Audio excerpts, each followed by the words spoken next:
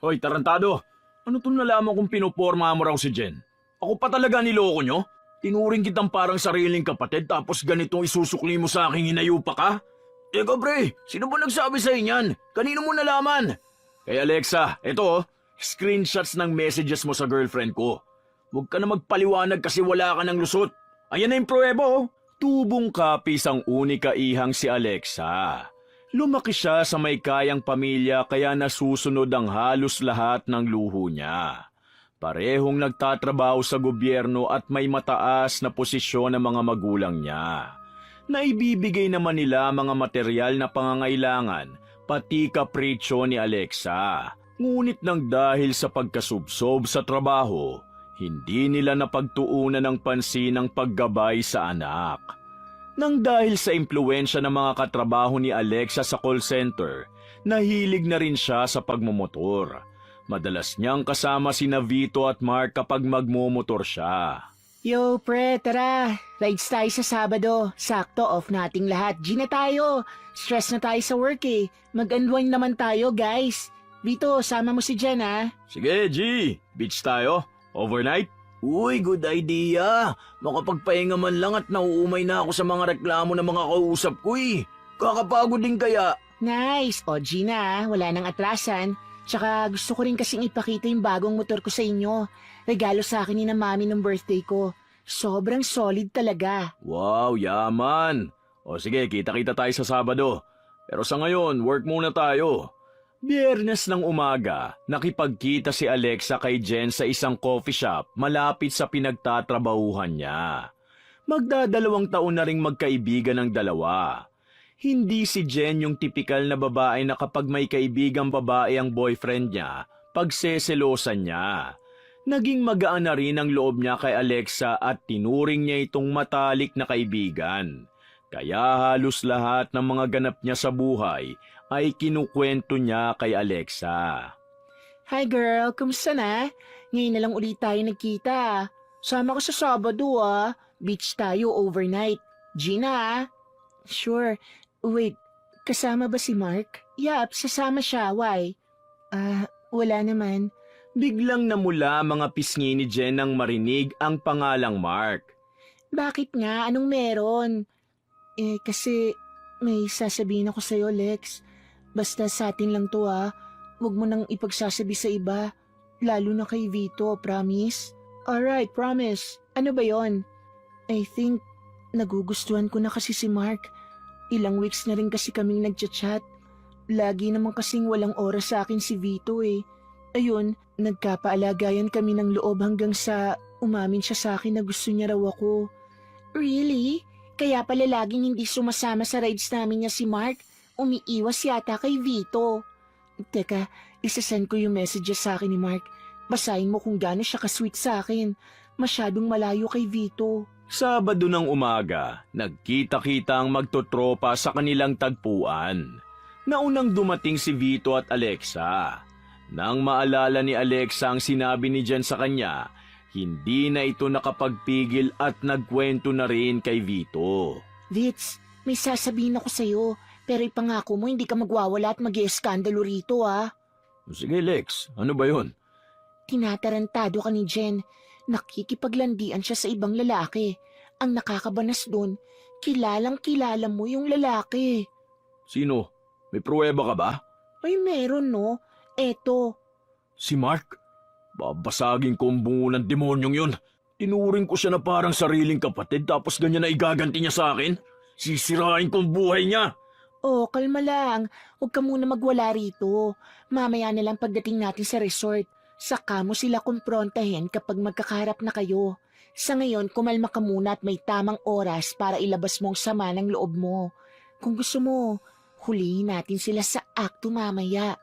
Sige, kapag napatunayan kung totoo yung sinasabi mo, sigurado kung pagsisisiyan nilang niloko nila ako. Pagkatapos ng ilang minutong pag-uusap ng dalawa, dumating na si Mark at Jen ang magkasama. Sinubukan ni Vitong kumalma, ngunit bakas pa rin sa mukha niya ang galit. Kaya pinili na lang nitong itikom ang bibig niya at magplano kung paano niya mahuhuli si Jen at Mark sa akto. Hindi kinibo ni Vito si Jen na nakapwesto sa likod niya sa buong biyahe. Ipinagtaka naman ng babae ang pananahimik ng kanyang boyfriend. Babe, okay ka lang ba? Anong problema? Wala. Narinig naman ni Alexa ang paninigaw ni Vito kay Jen. Napangiti ito. Nang makarating na sila sa resort, nagpasok muna sila ng gamit sa kanya-kanyang kwarto at humilata muna sa kama saglit. Nag-chat si Alexa kay Vito. Nagyaya itong kumain at maglibot sa resort. Yo, Vits, food trip tayo mamaya. Maglakad-lakad na rin tayo pampababa ng kinain. Ayokong kumain, kayo na lang. Alam ko na kung paano natin sila uhulihin mamaya. Okay, paano? Iwan natin sila, pero bantayan natin ang bawat kilos nila. Sige, Vits, sasamahan kita riyan sa plano mo. Pagkagat ng dilim, nagsama-sama na sila para maghapunan. Jen, labas muna kami ni Vits ha. Bili lang kami ng alak para may pangnomo tayo mamaya. Dito muna kayo ni Mark ha. Tara na, Vits. Sige, tara. Nang napaniwala na ni Alexa sina Jen na aalis sila para bumili ng alak, nagtago na silang Vito para mahuli sina Jen at Mark na may ginagawang kalokohan. Pagkatapos lang ng ilang minuto, biglang nagsalita si Mark na narinig naman ni na Alexa. Jen, hindi ko na talaga kayang pigilan ang nararamdaman ko para sa'yo.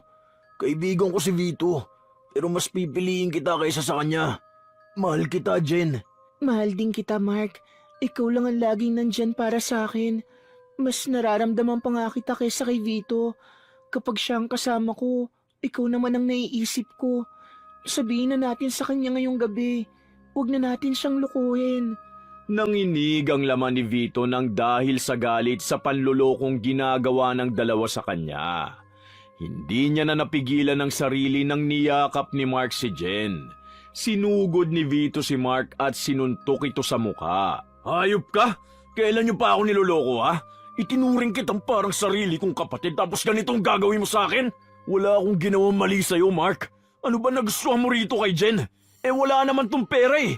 Libo-libo na nga ang utang ng hinayupak na to sa akin. Kasi totoong mahal niya ako. Binibigyan niya ako ng oras. Hindi katulad mo. Puro ka nalang ride sa trabaho.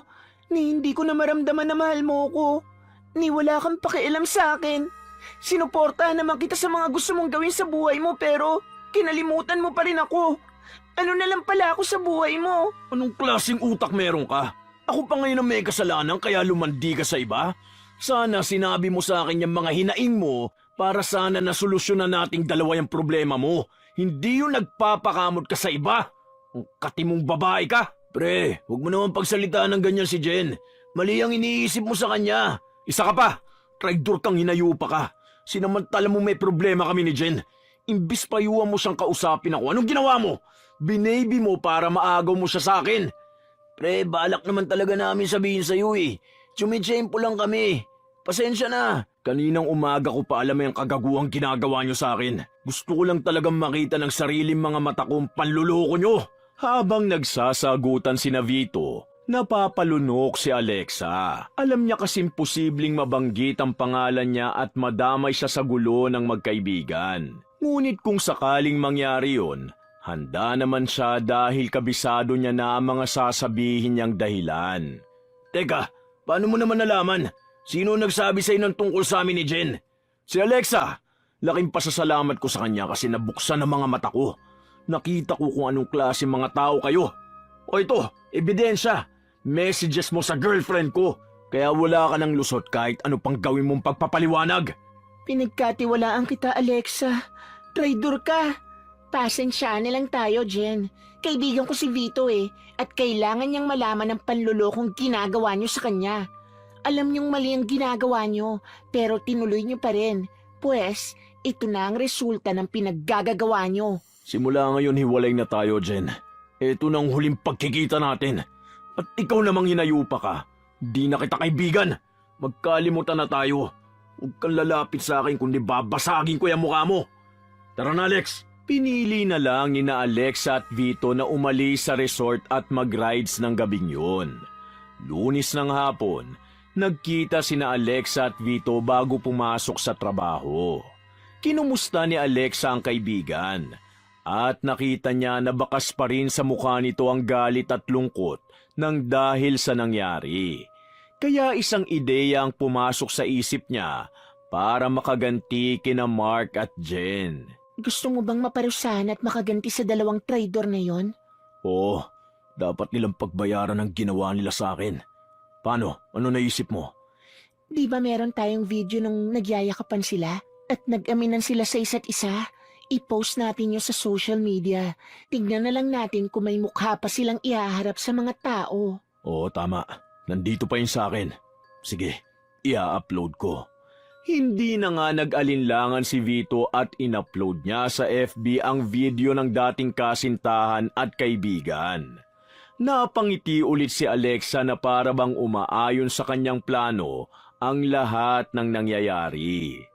Isang gabi, habang magkasama sina Alexa at Vito sa labas ng kanilang opisina, kinumpronta ni Mark si Vito tungkol sa video nila ni Jen. Vito, sobra naman yata yung ginawa mo sa amin. Basahin mo itong mga panguhusga sa amin ng tao. Sobrang apektado na si Jen sa nangyayari. I-delete mo na tong video please. Maawa ka naman kay Jen. Tama lang yan sa inyo. Kulang pa nga yan kung tutusin eh. Hindi mo yata alam kung anong ginawa mo eh. Hindi lang kami ang inuhusgahan. Pati na rin ikaw pinagsasalita na masama ng mga tao. Pati ikaw damay sa ginawa mo. Wala akong pakialam sa sasabihin ng ibang tao sa akin. Ang mahalaga, makagante ko sa inyo. Akala nyo magiging masaya na kayo pag nawala ako sa mga buhay nyo? Asa kayo? Hindi ako papayag ng ganun-ganun na lang. Nanloko na nga kayo tapos kayo pa masaya? Nang dahil sa ginawa ni Vito, naging usap-usapan sila sa kanilang trabaho. Pati si Vito hinusgahan na rin ang kanyang mga katrabaho. Pati nga pamilya niya nadamay na rin. Kaya nagkandaletse-letse na ang buhay ni Vito. Magulo ang utak niya kaya naapektuhan na rin ang trabaho niya. Madalas, hindi siya nakakapasok at lagi na siyang palpak sa trabaho dahil naging mainitin ang ulo nito. Ipinatawag si Vito ng kanyang boss at pinagsabihan dahil hindi niya na magawa ng maayos ang trabaho niya. Dismayado sa kanya ang boss niya dahil mapopromote na sana siya bilang team leader kung hindi lang nangyari na gumulo ang buhay niya. Binalaan ni boss na posibleng masuspinde o matanggal na si Vito sa trabaho kapag may nagawa pa ulit itong kapalpakan.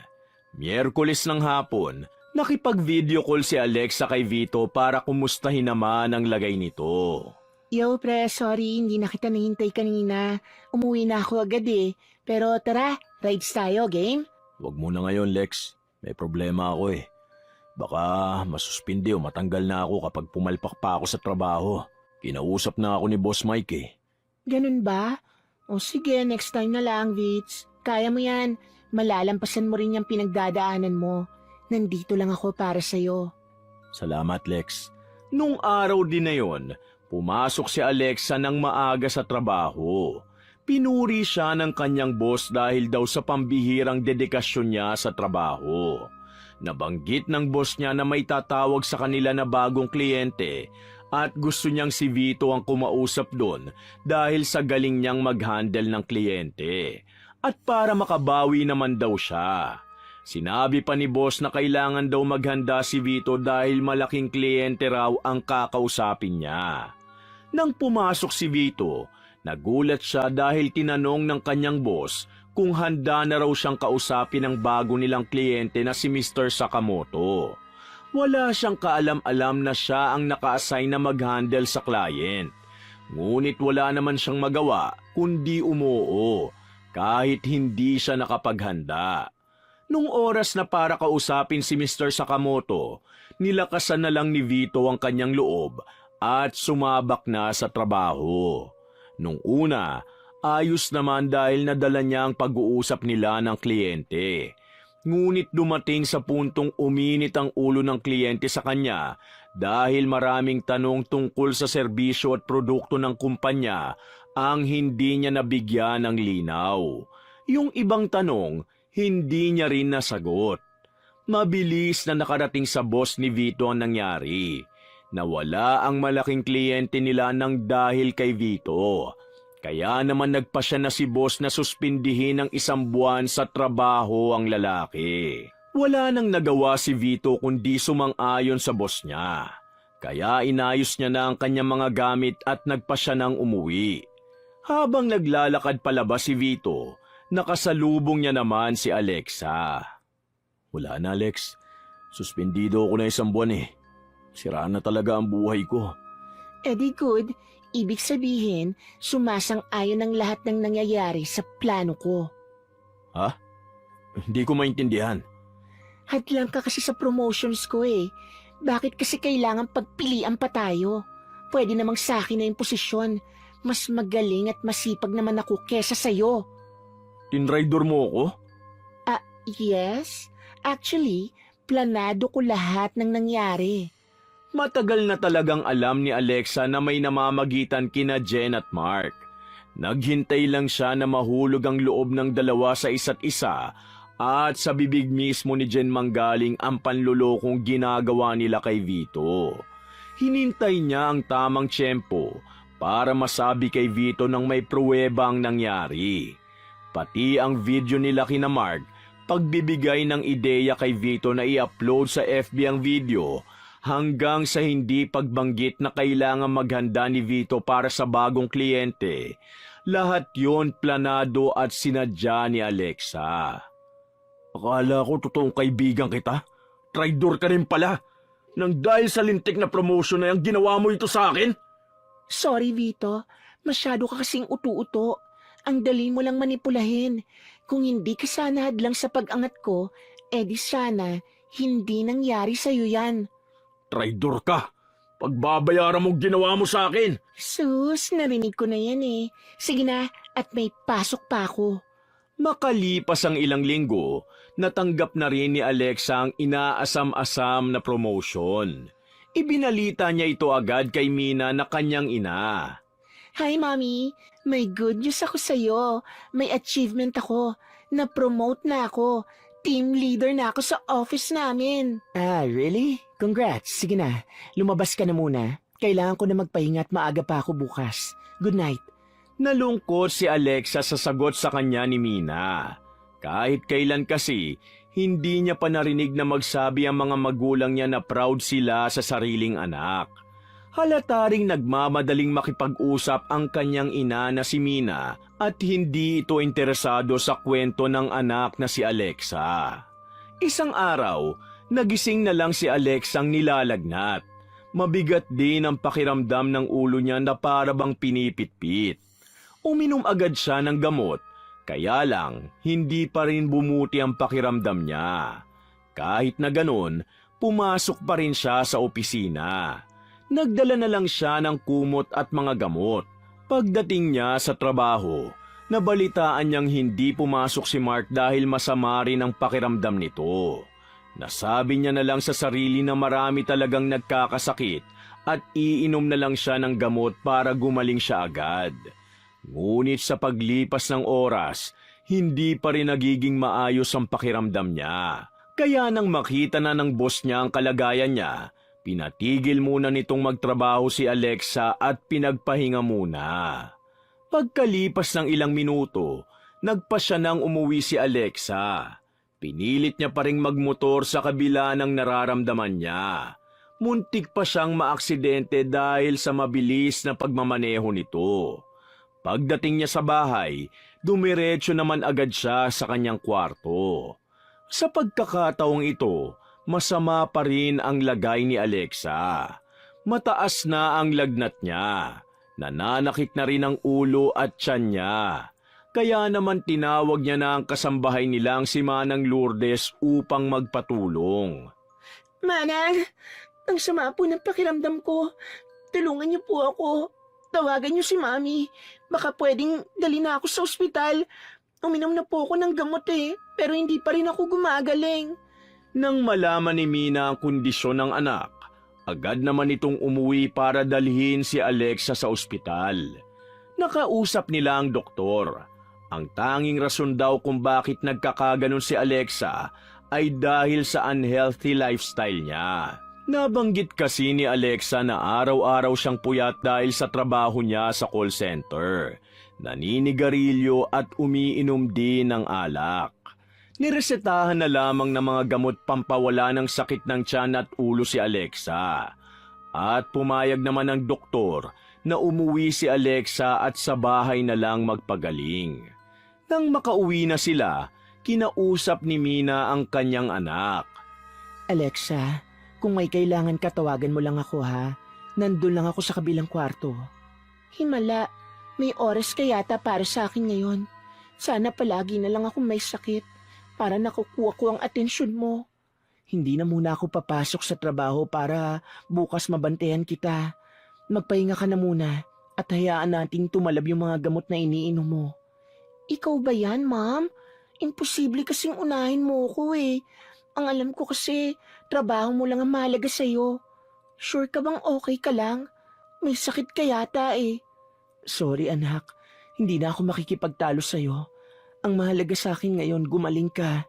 Saka na tayo mag-usap kapag okay ka na. Kung gagaling pa ako. Lumipas sa mga oras nang wala pa ring pagbabago sa kalagayan ni Alexa. Sa katunayan, palala pa nga ito ng palala dahil may mga bulutong na rin siya sa mukha at katawan sa hindi pa makumpirmang dahilan. Kinausap ni Mina ang kasambahay nilang si Lourdes na dalhan ng gatas at pagkain si Alexa sa kwarto niya.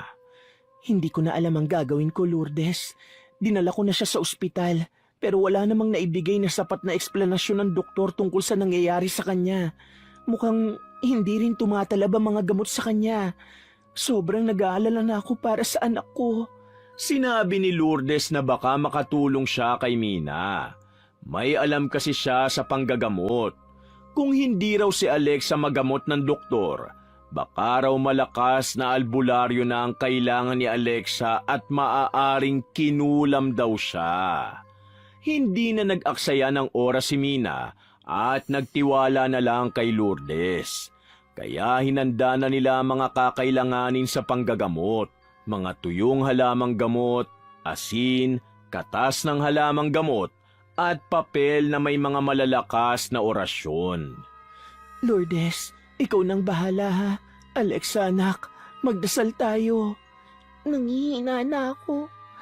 Hindi ko na yata kaya, ma'am. Tatagan mong loob mo anak. Kaya mo yan. Nandito lang ako sa tabi mo. Mamaya nandito na rin ang dad mo. Pauwi na siya. Manalig ka lang sa Diyos na gagaling ka. Hindi ka niya pababayaan. Hawakan mo itong rosaryo anak. Sabayan mo akong magdasal. Nagsimula na si Lourdes sa pagpapausok ng pinatuyong halamang gamot at kamangyan sa buong kwarto ni Alexa. Nagsaboy na rin siya ng asin at nagkusko sa katawan nito. Pinalibutan din niya ng asin si Alexa sa pamamagitan ng pagguhit ng bilog sa kama nito. Pagkatapos ng ilang minuto, sinunog niya naman ang papel na may nakasulat na orasyon at gumuhit siya ng krus gamit ang abo sa noo, pisngi, leeg, kamay at paa ni Alexa. Ang natirang abo ay hinalo niya sa maligamgam na tubig at ipinainom naman ito kay Alexa. Itinapal niya mga halamang gamot sa noo at katawan ni Alexa. Pumikit siya at nag-orasyon muli. Sinabayan siya ng taimtim na dasal ni Mina. Maya-maya pa, paunti-unti nang bumubuti ang kalagayan ng dalaga. Bumaba na ang lagnat niya at nawala na rin ang pananakit ng tiyan niya. Manang, salamat po. Utang na loob ko po ang buhay ko sa inyo. Salamat, Manang. Magkano po ba ang kailangan kong bayaran sa inyo? Magsabi ka lang po at kahit magkano, ibibigay ko. Hindi tinanggap ni Lourdes ang binigay na pera ni Mina dahil ginawa niya lamang daw ang tungkulin niya bilang manggagamot. Masaya na raw siya na may napapagaling siya.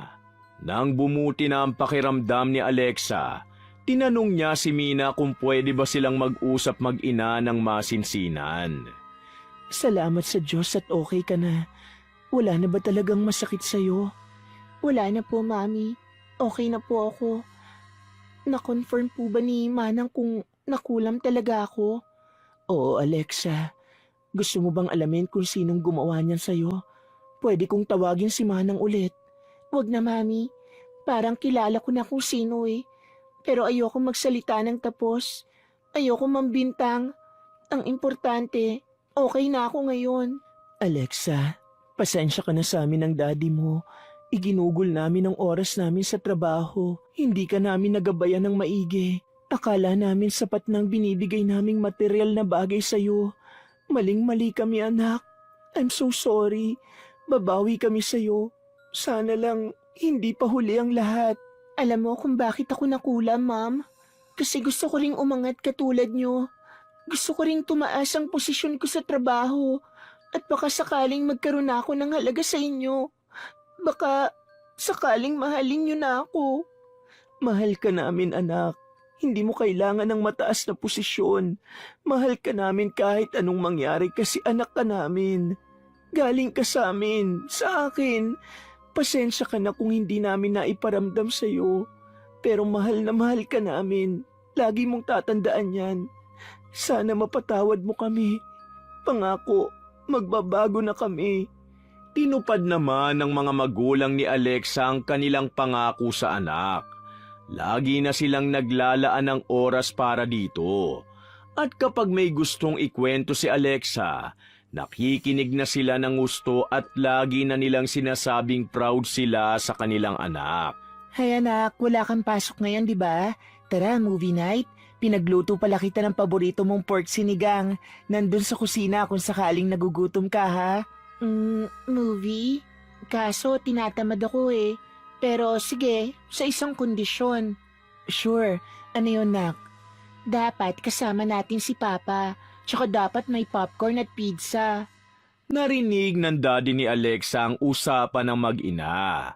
Sakto, may dala siyang pizza at popcorn dahil plano na talaga ng lalaking manood ng movie kasama ang kanyang mag-ina. Nagpasalamat ng gusto si Alexa kina Mina dahil may oras na mag-asawa sa kanilang anak. Sa pagkakataong ito, ramdam na niya ang pagmamahal sa kanya ng mga magulang.